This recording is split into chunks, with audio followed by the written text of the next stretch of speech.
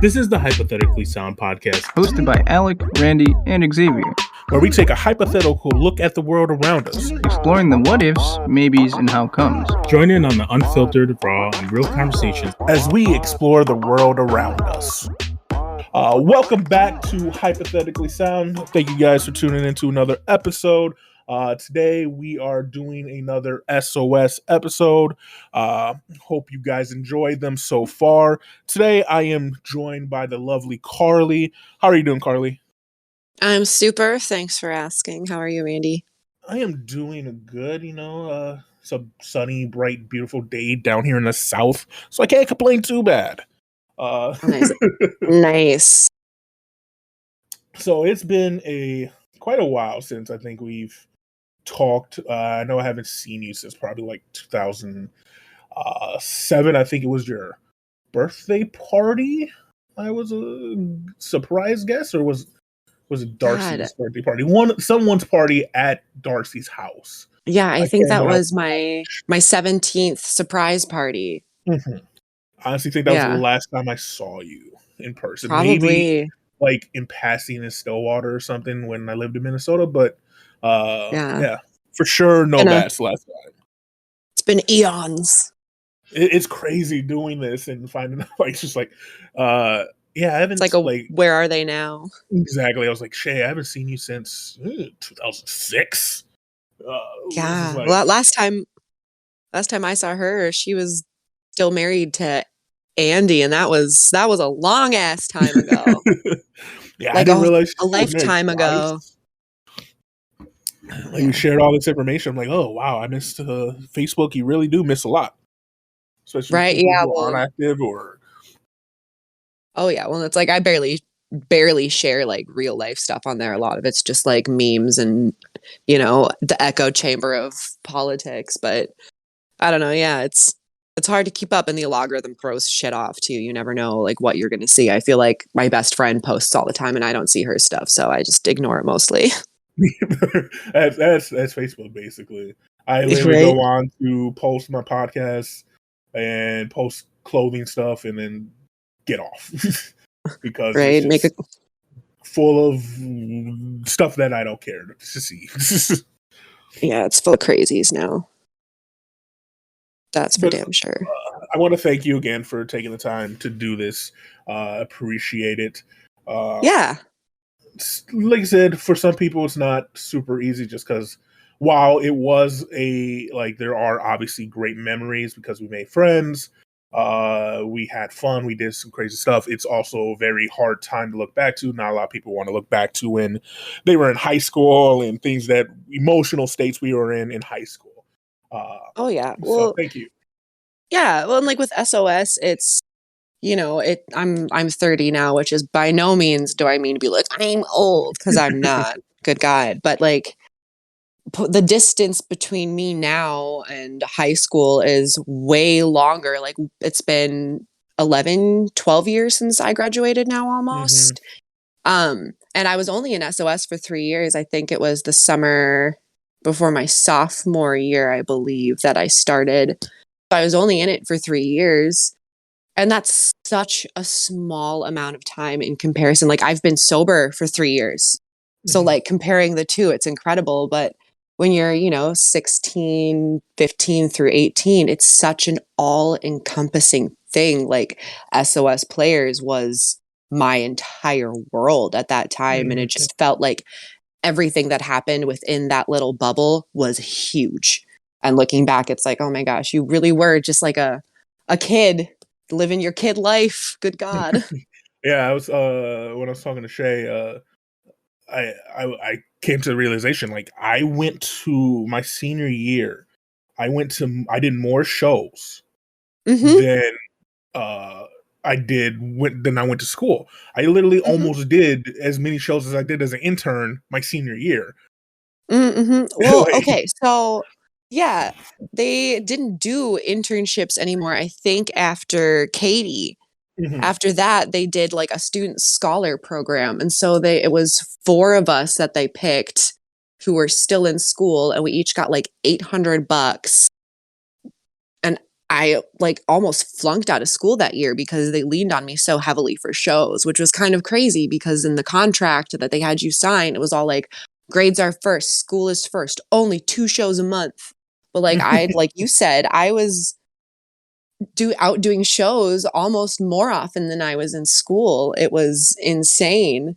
Yeah. Like absolutely insane. And it's a lot. They were a lot of work. Like we did everything ourselves too. Like looking back on that, I used to know how to run an old school soundboard. I used to know how to run Butch, baby, you know? Hmm. It's like literally like don't get me wrong, Andy was obviously a very important part. Jenna was a very important part. Oh But yeah, yeah. we were able like if something happened because and it happened like Andy gets sick or something, we were able to run the show. I remember one show that Andy legit got sick on the way to the show, food poisoning or something, and I had to back out of the show. Like I think I did JD and Hannah ran audio while I did it, and then I went and ran audio while she did her roles, and like we were switching off to Yeah, run audio. that would have been my first year. I don't know if I was on that show because you guys were interns my first year. God, yeah, that kind of shit was crazy. But it was a special experience. uh, Yeah. Oh man. so I want to start us at the beginning. Yeah. Um, so thinking back, if you have the memory, and most of this is going to be if you have the memory. If not, not a problem. We can move on. How did you find out about SOS? My mom worked at a high school. She worked in White Bear, and I think she had seen a couple shows, and she had like met a couple kids. She was a paraprofessional, and worked with a lot of students who were able to go into regular ed classes. And so she would just kind of hang out in the background if they needed her. So she got to know a lot of students in general. And she knew I was a theater kid, obviously. And so she was like, "Oh, you should audition for this. You should try out for this." And I'm pretty sure the summer before my ninth grade, she wanted me to, but I didn't want to because I can't remember why. I don't know, whatever. And then it was the summer before my sophomore year. I was like, yeah, sure, I'll do it. That's fine. And so my mom, who had worked for a school that I remember doing shows at her school too. So that's how she heard about it and passed it on to me. Okay. Yeah. That's And I was like, huh? Sorry. Was randomly thinking and speaking out loud. Sorry about that. Oh no, it's all good. And like I was into it because my brother, he struggles with addiction. Meth is what he's hooked on, and that's always been really hard. He's had, other issues with various dependencies, et cetera, et cetera. He spent a lot of time in and out of incarceration throughout my life. Mhm. So I grew up like just being like, everything is bad. Drugs are bad. Like I hate it. I hate it. Cause it was hard to watch what it did to my family, what it did to me, all of that stuff. And so my mom was like, "Oh, they're all like anti-drugs and stuff." I was like, "Perfect." And yeah, I was super interested. It was definitely intimidating coming in there because they had all the vets were around too, and I was like, "Oh my god, all these people are so good." Yeah, it's crazy. So like everybody obviously has their reasons for joining, and honestly, I didn't know like the kids in the group couldn't do drugs and alcohol until like after I joined. And we signed Yeah. the contract. But like I told Shay, my reason for joining was I had just moved to Hudson, so it was my sophomore year. I think it was like the second semester of my sophomore year. I had just taken my first theater course because I got kicked out of football, and I needed something new to do. Yeah. And Hannah was in my class, and I developed a sort of crush on Hannah. Everybody knows I had a crush on Hannah. I mean, who didn't have a crush on Hannah? She was a great person, a very beautiful Oh girl yeah. at And a a young age, force to be reckoned with right? too. God The damn. independence, right? Like, Mm-hmm. nothing more sexy than an independent woman, like honestly. Uh, but like yeah, Yes. so I had a crush, and like SOS performed at the high school, and I saw she was in it, and so I auditioned to be closer to Hannah. I was like, yeah, this is a great opportunity to get to know her better, something she's passionate about. Join, and so I auditioned and joined. But yeah, looking back, like the drug and alcohol part, like when I first did, I was like, yeah, no one's gonna follow it. Like, no one's. And then it was easy to not Well, do yeah, it. because you have a group of friends that are fun and you can hang out with where they're not doing it too, and that makes it so much easier. It's like, oh, if I do this, I'm going to betray them. I remember during my internship year for my birthday, I had a drink with my dad, and like I felt guilty. I was like, I mean, like I'm I 18, mean, drink with my yeah, in dad, Wisconsin, it's legal. but but at the same time, it's just like I've went this long. Why did I break it? Like, Yeah, yeah. but for the most part, I think most people did a really good job. I knew of kids who were breaking it, but uh, I wasn't gonna call them out for Well, being yeah, teens. well, yeah, I mean, God, yeah, we were all literal children too. So it's Mhm, just kind of like, eh, and like the education that most of us had generally, like not even just through SOS, but generally speaking about like, I'm just going to talk mostly about marijuana, was mhm, just kind of like half-assed and bullshit. They were like, it's a gateway drug. It's mhm. bad. It makes you dumb. And it's just like there's so much more to it than that. Like, now in our Lord's year 2022, Minnesota accidentally legalized edibles. Still the Oh god, I greatest love that. accidental thing. Oh, it Oh, was dude, great. there was a smoke shop, and I don't know where it was and if they have it anymore, but they like quick on the draw made an edible. It had packaging with the face of the guy who accidentally signed the bill and didn't realize what it was on it. And That's I was like, great. oh man, that's good. But like, I don't know, like marijuana in general is not as bad as people say it is. Like you can definitely get addicted to it and it can fuck up your life for Mhm. sure. But it's not, the big devil opens the door to, you Yeah, know, everything that they said it was. And so it just made it almost was like a fear erection kind of thing. You're like terrified of it and it makes this new curiosity about it. But that's one like thing that it's I enjoyed with us is like I don't think we ever made weed into a deal in SOS. no, we like We made meth and mhm, other stuff a big deal because obviously it is a big deal. Like the information I learned about meth has always stuck with me from like the two times mhm. we have professionals come in and talk about it.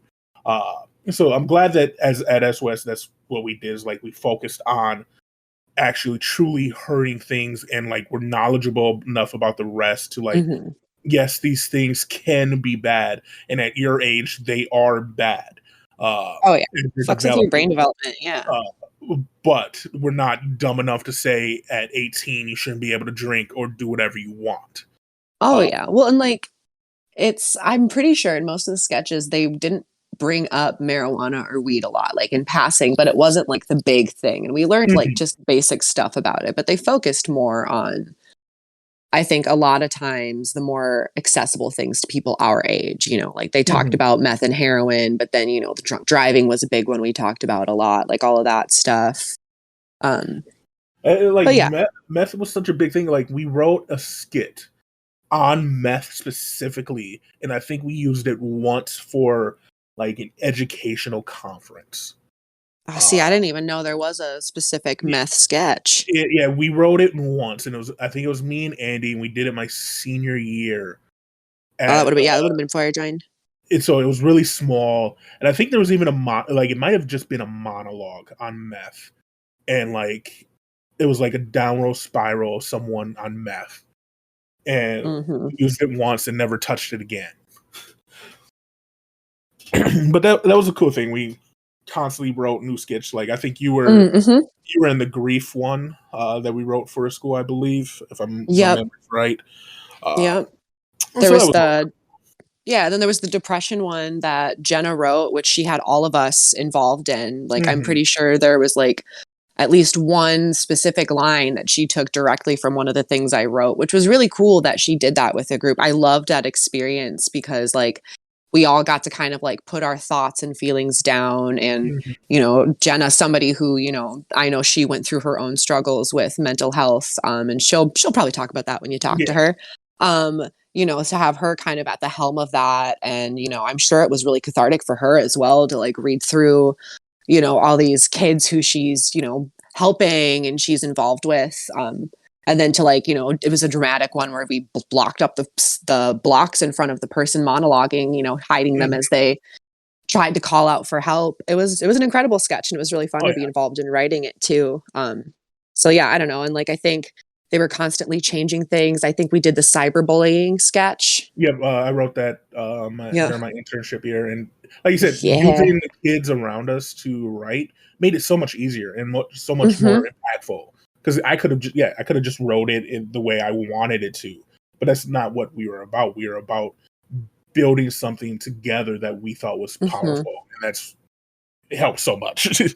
Oh yeah. Well, and like using and drawing from the experiences, because we have all sorts of different, like in my time alone, like we had all, excuse me, all sorts of different kids from all different walks of life. You know, it wasn't just kids from Hudson. You know, we had kids from Hudson, New Richmond, Stillwater, Woodbury, Glenwood City, like all over the metro area. So we had all sorts of different walks of life. And so to draw from all of those experiences makes it so much more relatable, and made it worth at the end of a show getting those Q&As or people approaching you and being really sincere and saying, wow, like I didn't know anybody else had ever gone through this. Or, when you get that email after a show because you played the character that somebody related to and they like spill their heart out to you and tell them that you helped them, like what an incredible thing to experience at the ripe old age of 16.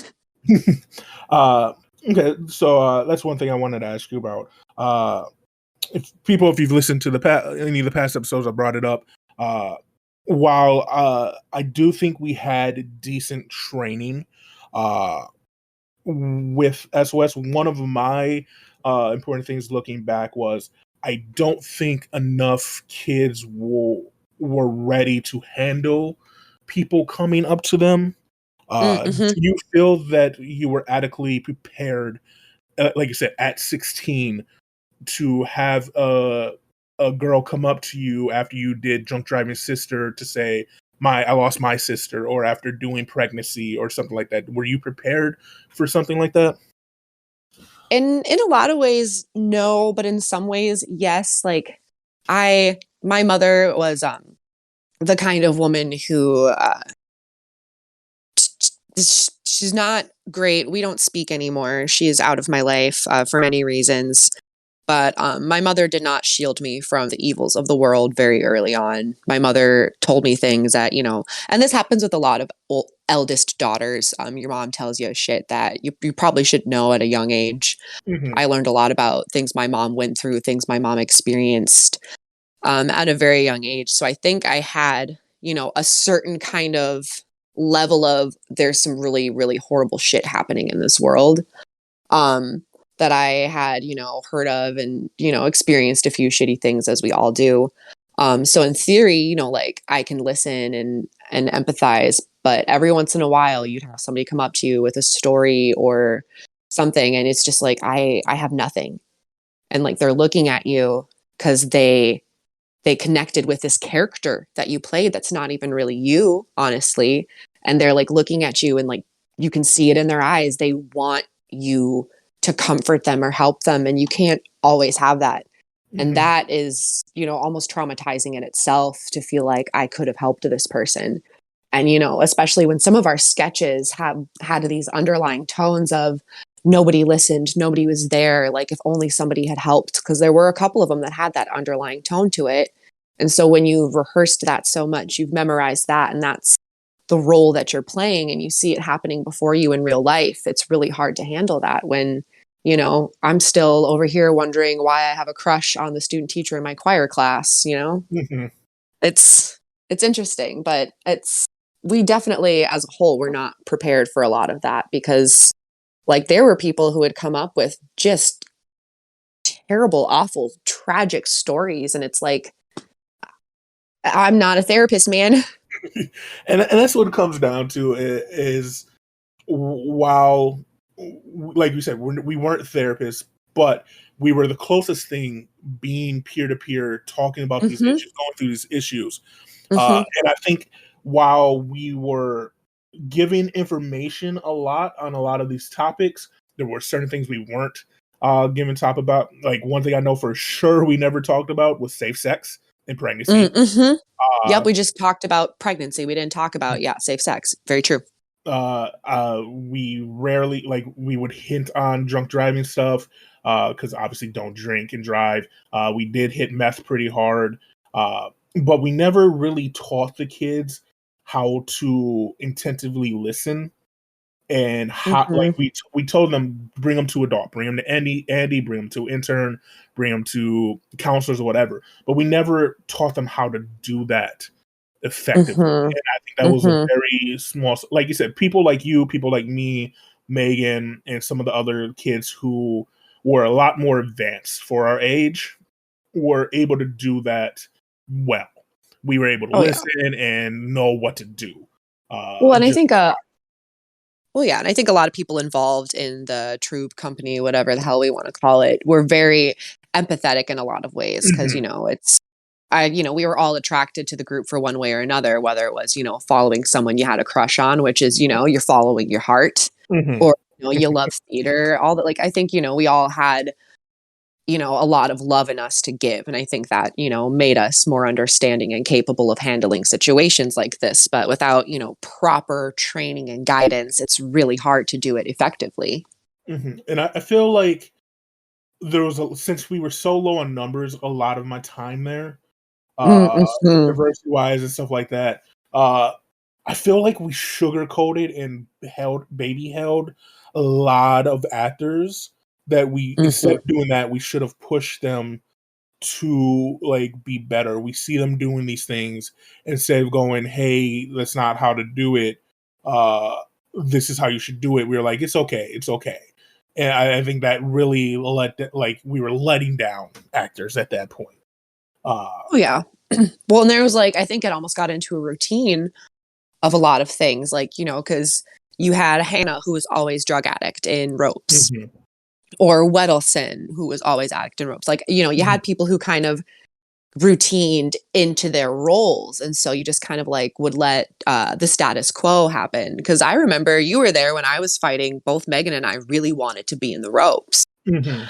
and it was like a whole thing because they were like, well, we don't know, because like not like Megan and I were large ladies at Yeah, all, but like we as teenagers, big girls at all, but as mhm, teenagers, we were curvier for being young women. yeah, And I remember I can't remember which director it was, but they were like, "Well, you might be too heavy." And we were both like, "Are you kidding me?" And looking back, I think they were looking at you were like the only substantially like able that to was lift a human being person, because all of the other dudes who would do arms were like really super young big. dudes. Yeah, Yeah, because we had no dudes, we had no boys, so we like were just like, yes, give them all to us. We had Eli, who I remember his first year. Oh, bless him, he was only 13, so that's mhm. why we were like, why is he annoying? Because he's 13, you Yeah, know. it was Eli. And I think it was like a kid named Austin that was a pretty boy, like 14 oh, year I old. remember Austin. Bless him. He Like, was, they were yeah. good kids. Like I really enjoyed like getting to Oh yeah. know Well, these young and kids. they grew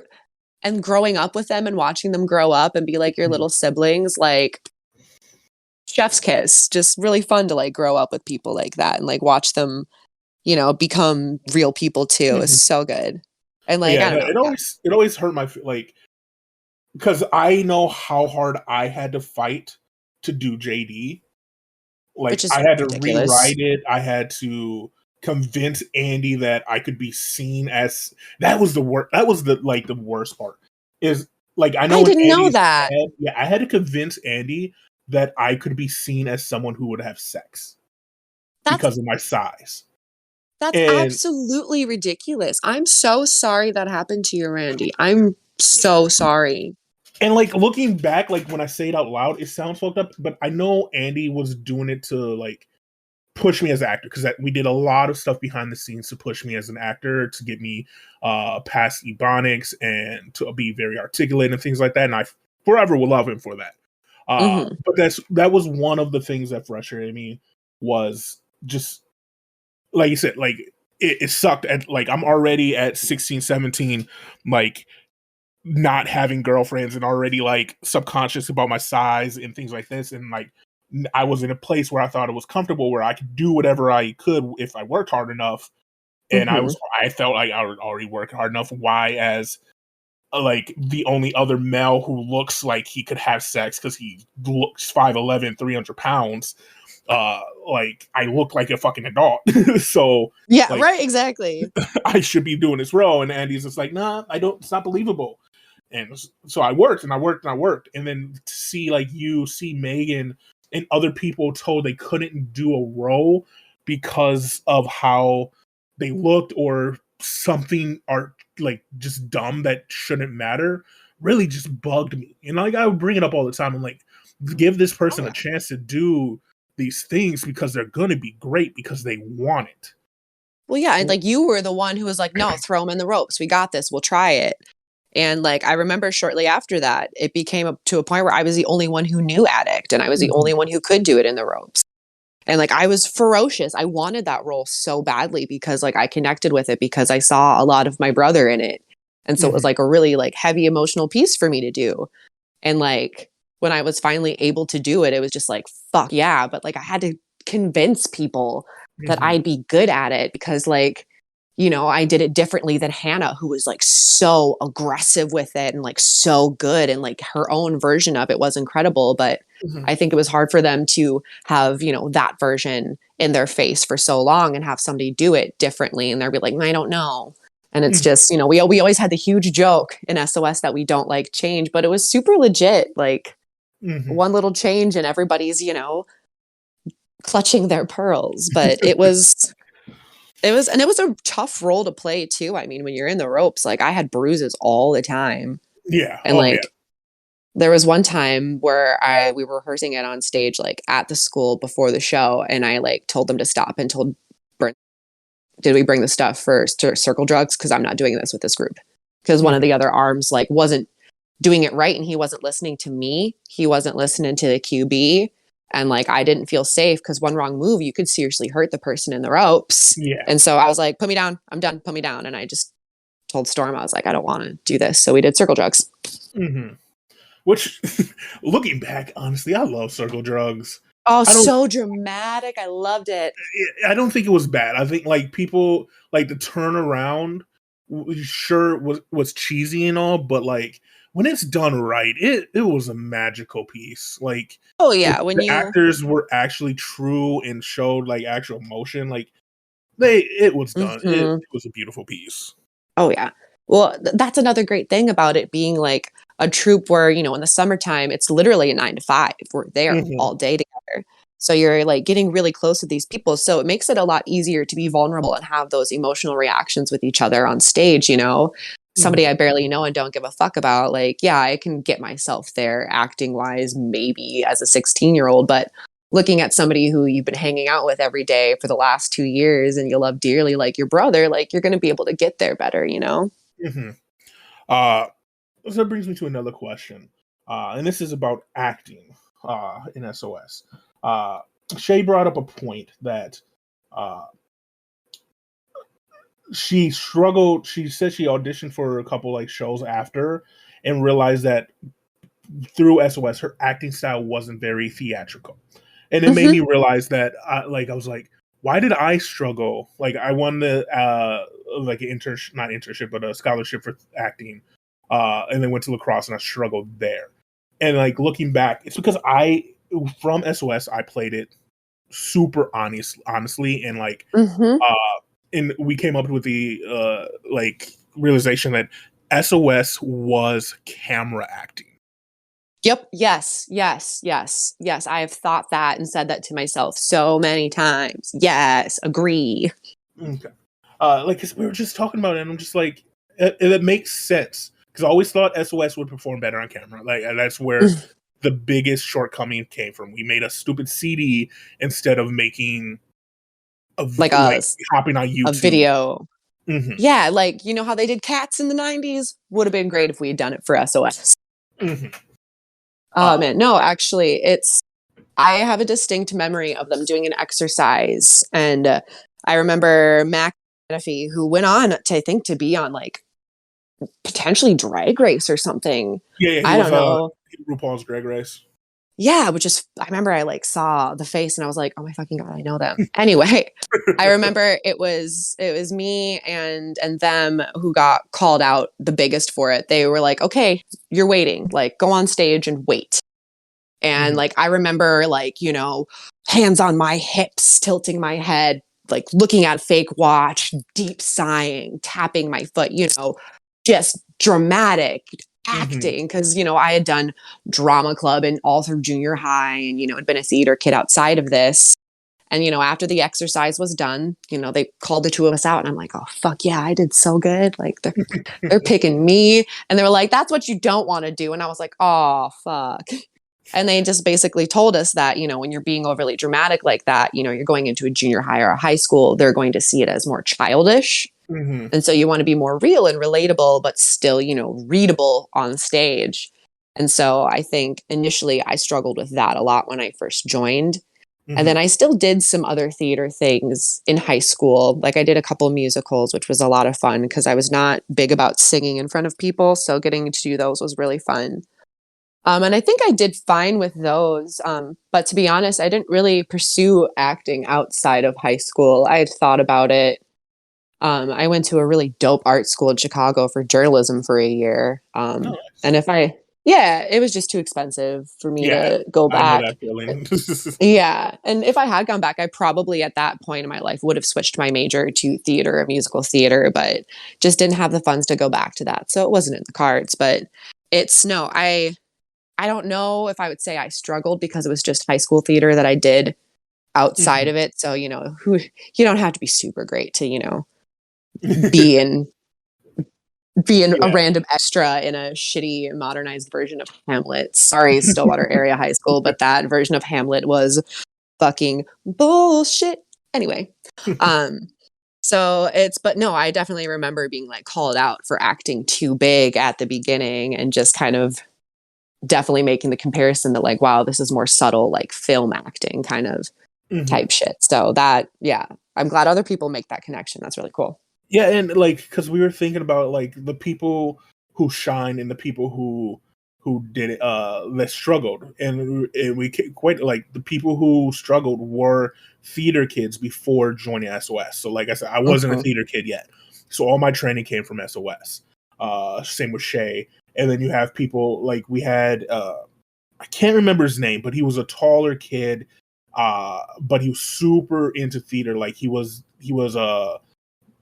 the genie in Aladdin at Hudson's like main theater. I think I know who you're talking about. Mike. Yeah, I think that's who it was. Mike, and I think there was one other kid who was in it. He was tall, had curly hair and a beard, but he was only he might have been out before he even joined. Did he know Sue? Did he like join because he did some theater thing with Sue? Probably. It might have been Mike because I know he was in it for like 2 seconds. And he did like, he was like the lead in all the musicals and shit at Stillwater. He went to Stillwater. Okay. But I don't know if he had dark hair, but I don't think he ever had a beard. I think he was always clean shaven. But it makes sense that she, like, I forgot Sue brought in like 8 or 9 actors that she knew from Stillwater, Hudson, like Sue, and they didn't make it. They struggled so hard to do what we needed to do, and they just quit because it wasn't theater acting, and it's so hard to reel yourself in. Because I think go ahead. Sorry. Oh no, you go ahead. You finish your point, hon. I was just saying, like, I remember going on one show with a kid who, like, after said he didn't like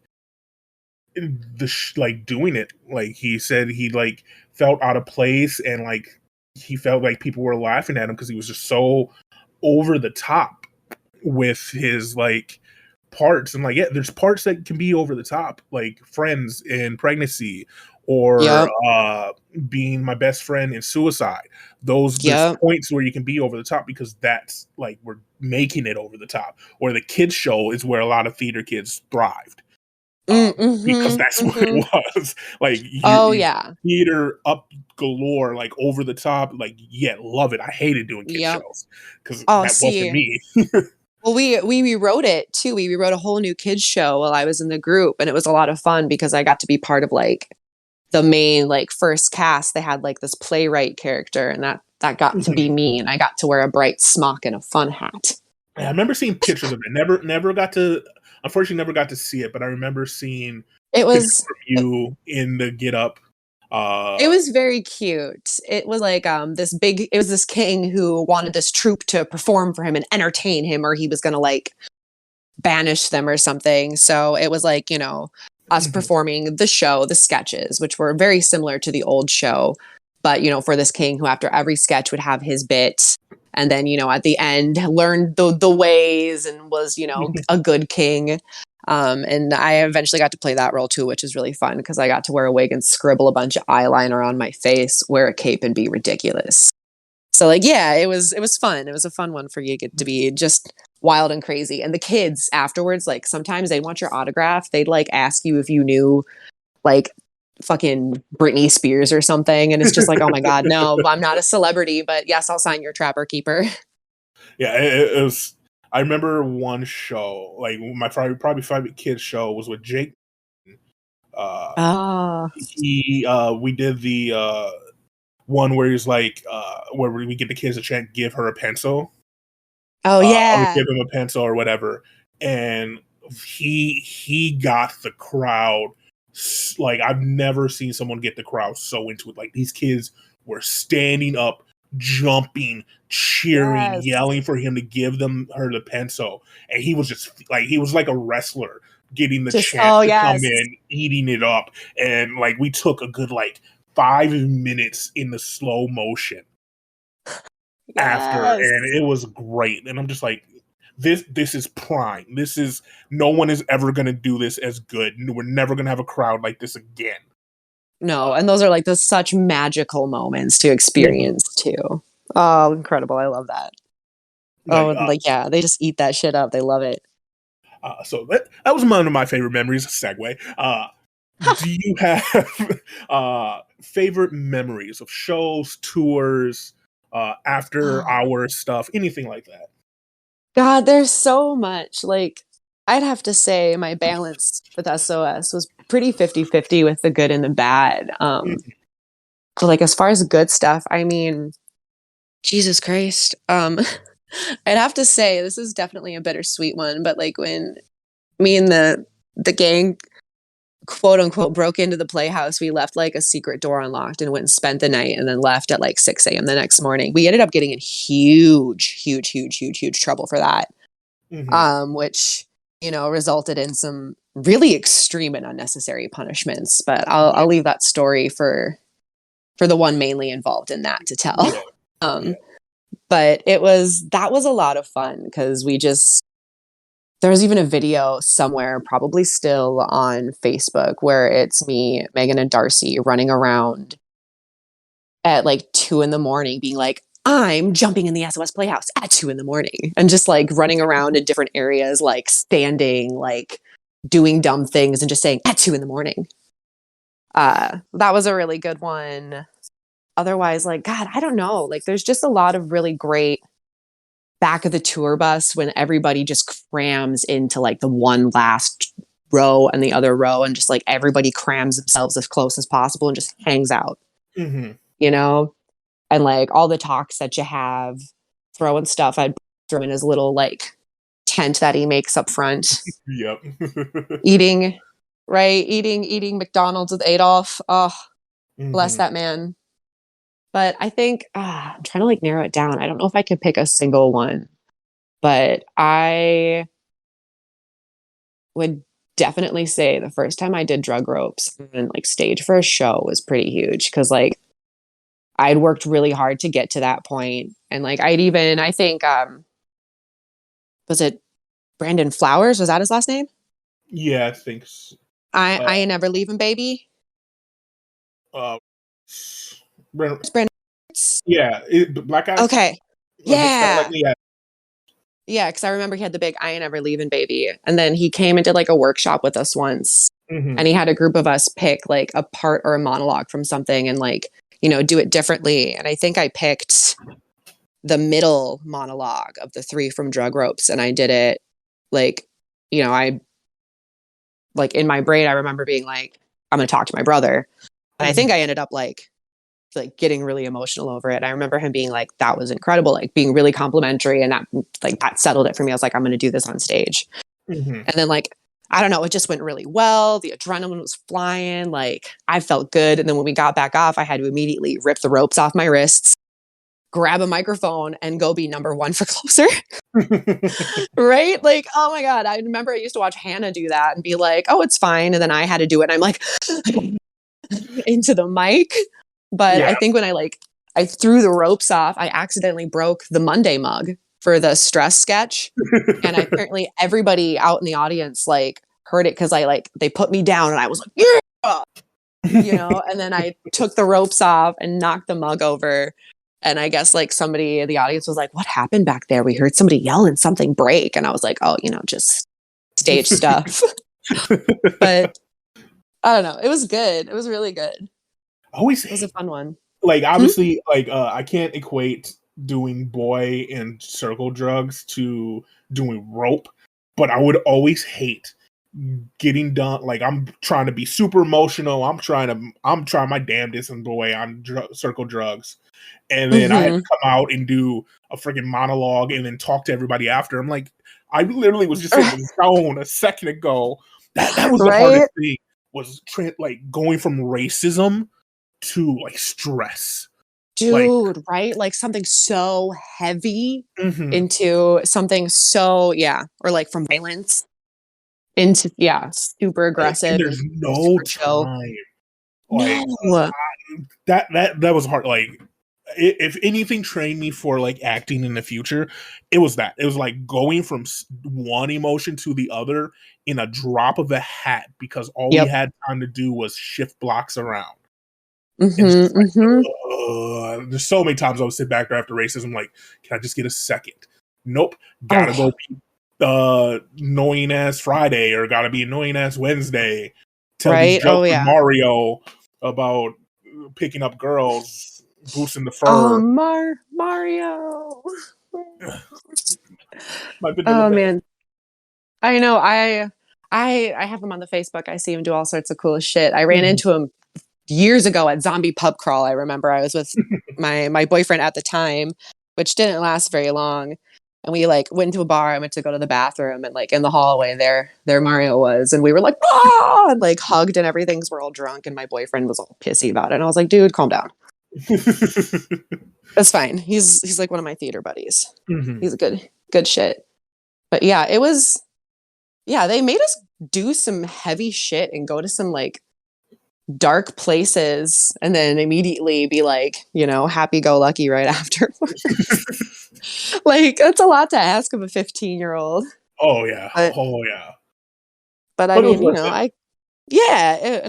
was good. And like, I don't know, a really great theater experience too, especially being able to like say that you were completely self-sufficient. So like I was able to do a lot of cool stuff with like sound or crew and other theater stuff in my high school after that, because, I had a base knowledge. And like, even now I'm kind of like, oh, I wish I like remembered all of that stuff, because my boyfriend does music, and I'm like, I could be so helpful if I only remembered. But with everything we've talked about so far in this 50 minutes, I guess one big question is, would you do it again? With everything and everything that happened. I mean, yes, but if I could still, take that with me, I would definitely use some self-preservation. Keep my things closer to me. Keep my head down just a little bit more. Because, like, I don't know, it's something I've learned about myself, is that I will throw myself into something 3,000%. Like, I will always be super passionate about what I do. And it's become super apparent to me the last 3 years. Like I mentioned earlier, I've been sober from alcohol for just over 3 years. And like, in kind of, thank you. And then like, kind of like learning how to be me and face the world without the crutch of alcohol. I've learned that, it's not always healthy for me to just put 1,000% of myself into something just because it's like, well, I'm doing this, I'm going to do it all the way. So I probably would go into it knowing that and not put as much into it, take a step back and probably be a little bit more focused on school. But like the friendships that I made and like the things that I got to experience were incredible. And not a lot of people get to have that experience and make those bonds and meet people like that and help people like that. So I would not change that or give that up for anything. Pretty sure I know the answer to this, but I gotta ask anyway. So, with everything that we just talked about and you looking back on doing it again, did SOS impact how you grew as an adult after you left SOS? Yes and no, I would say. I mean, I've definitely, like, looking back, kind of laugh. Like, I got a DWI. I totaled my car. It's a miracle I'm alive. In October 2018. Obviously, like, you know, I'm a recovering alcoholic, and I do smoke plenty of ganja. But like, all that being said, I think the main takeaways that I've taken from it is that, like, we need each other, and that people need to support people, and you need to be there for people, because, you know, you can blog about something all you want, you can write poetry, you can whatever, but, you know, if you don't have some form of community around you, you're not going to make it, you know. And good and bad things are going to ebb and flow wherever you are, whether, you know, you're in a theater troupe as a teen or you're working at a restaurant as an adult. Like, good and bad is always going to happen. It's going to come in waves. It's going to ebb and flow. But as long as you have your community and you have a good, strong group of people around you that you care about each other, you will always make it through. No matter what, whether you come out unscathed or not is, you know, that's a different situation, but you'll get out of it, and you know, you'll be okay as long as you have your people. Yeah, no, it's a good point to end on. I think that was all my questions, and I think we touched on a lot, talked about a lot, and I thought it was a really good conversation. So I thank you for that. Yeah, of course. So now's the time where I allow my guests or myself to shout out anything that you want, raise awareness on anything you want. Because if even one person hears it, you know, that's more than, like, that was my motto with SOS. Even if we help one person, it was successful. So if your shout out helps reaches one person, it's successful. So feel free to shout out, say anything you want. The floor is yours. Oh yeah. Well, one of the things I did do when I stopped drinking that's helped with my sobriety is art. I paint now. My Instagram is spooky.boots.art. And currently, if you're in the area, Stillwater, Minnesota, you want to check out Coffee Paw Cafe. That's where I have some of my pieces hanging. One of which is titled Hand That Feeds. It's a multimedia piece. It is a hand. There's lots of fake and real blood on it and some wire hangers. It's a piece about Roe v. Wade. It's priced at about $6.50, which is the starting point for an abortion in the state of Minnesota. If it sells, I am donating all proceeds to Planned Parenthood. So that's kind of the big thing right now. Other than that, if you're in Stillwater, come down to the Wild Hare and get some good, delicious food. We've got gluten-free desserts and vegan desserts. Nice. Yeah. Do you make the desserts? Like, I thought I saw you post some on Instagram about making it. Yeah, I do specials sometimes, and then I've got a couple items on the regular dessert menu. I also bartend and serve there, so nice. I live there. That's awesome. Yeah. Yeah. So come see your girl. It's 90s themed. Yeah, definitely check out her art. I've seen it. It is amazing. She's very talented. Thank you, Randy. Thank you. Yeah, of course. So thank you for joining. I really appreciate it. Like, obviously, mostly good times, but obviously with anything in life, there's bad things to look on. So thank you for being open and willing to share everything with us. I appreciate it a tremendous amount. Of course. And to everybody at home, thank you for listening. We appreciate it. You can find us at hypotheticallysound.podbean.com or hypotheticallysoundpresentsnerdshit.podbean.com. You can find us on YouTube at both of those things that I just said, or anywhere Podbean's podcasts are found. We're on Facebook, we're on Twitter, we're on everything. You know the drill. I say it every single time. And until next time, deuces.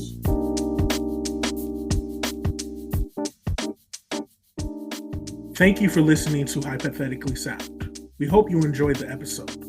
All episodes can be found at hypotheticallysound.podbean.com, as well as on Apple, Spotify, and Pandora. For full unedited video versions of the podcast, please visit us at youtube.com/hypothetically sound.